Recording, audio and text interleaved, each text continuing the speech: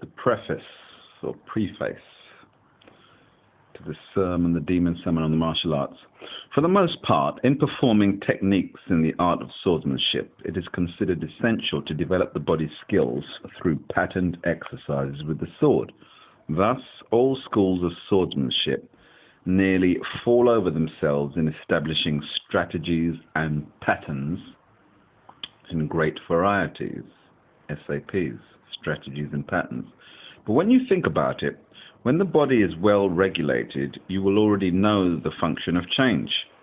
Relying on the operations of form and following the activity and inactivity of change, you will be aware of the preparedness or lack of preparedness of both yourself and your opponent. And if your mind or if your own mind is correct, you will know on your own the signs of victory or defeat that are not yet apparent to others. Still, what are called the death-dealing sword and the life-giving sword can by no means be discussed in terms of form. When the mind, feet, and hands are able to respond to the laws of change, then the grip of life, or rather then the grip on life and death is in your control, not your opponent's. Nevertheless, in recent times, many gentlemen have been celebrated in the world because of their swordsmanship. One style is divided into 10,000 styles, and instructors teach their disciples one blindly following the other. Some lead their students on by teaching far-fetched principles, saying that if they study these things well, they will be able to rule heaven and earth and the country. Others teach their students to manipulate their swords to the left and right, to the fore and to the rear, telling them that in doing so, one man will be able to oppose 10. Still others say that if the mind and chi are refined and made correct, when confronted, one can without a doubt be victorious without even getting up from one's own seat. What a lot of braying and crowing. All of these teachings are extravagant and partial, and are certainly not the correct art of swordsmanship. Those who study such stuff receive and pass on these misconceptions, teaching their own disciples accordingly. As the common saying goes, and I love this, if one dog howls a falsehood, 10,000 dogs will pass it on as a truth. Is it not to be lamented altogether? For this reason, there are not a few who either lose the very crux of the matter, torment themselves with physical techniques, or labor over the art of training the mind.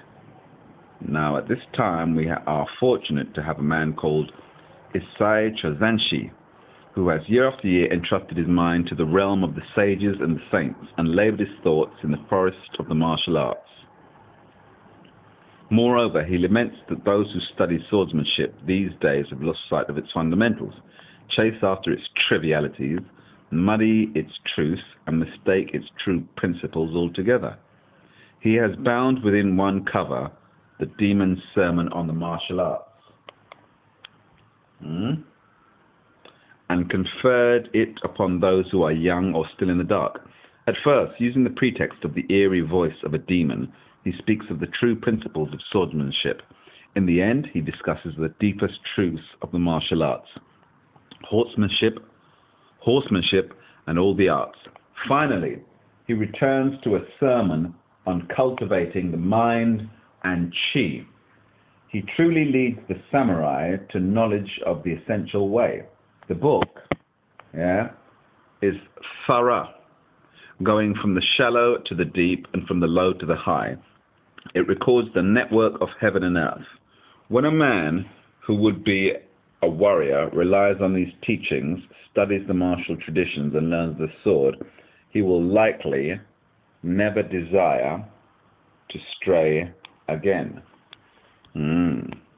While I did suggest to them they'd be better off taking a stroll, instead of fucking around with powers beyond their control. Remember the demon's sermon on the martial arts? I told you fools, that's how this pulp fiction starts. Now, once again, I have to lie down in my bed, leave my body once again, and read passages from the Book of the Dead. Because if you morons continue incessantly to play mind games with me, you will end up with a mega thrust earthquake. Just you wait and see. The Cascadia subduction zone runs parallel along the USA's west coast. And if you want to see it move, then keep on fucking with the representative of the Holy Ghost.